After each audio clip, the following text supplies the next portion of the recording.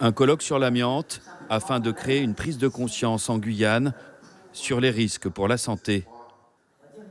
En termes de maladie, c'est la deuxième cause de maladie professionnelle, la première cause de cancer au niveau national. Et en termes de coût, c'est le risque qui a le coût le plus important.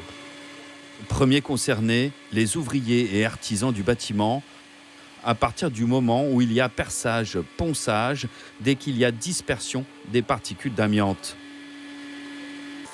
Il y a encore 5 ans, quand on parlait d'amiante aux propriétaires de bâtiments, on nous répondait qu'il n'y en avait pas en Guyane. Et petit à petit, en fonction de la prise de conscience et des détections d'amiante, on s'est rendu compte que, comme partout en France, en fait, il y a de l'amiante dans de très nombreux bâtiments en Guyane.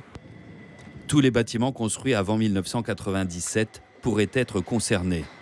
Le désamiantage est obligatoire avant démolition et la loi a récemment renforcé les précautions. Il y a des obligations qui se sévérisent, on va dire, sur du repérage avant travaux, qui sont désormais, et depuis le décret de mai 2017, une obligation impérative de tous les donneurs d'ouvrage. C'est de réaliser avant tout travaux sur leurs bâtiments, et pas que les bâtiments d'ailleurs, des repérages amiante avant travaux dans la partie qui va être impactée par les travaux.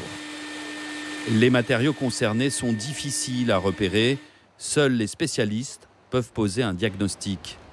La fibre d'amiante est invisible à l'œil nu.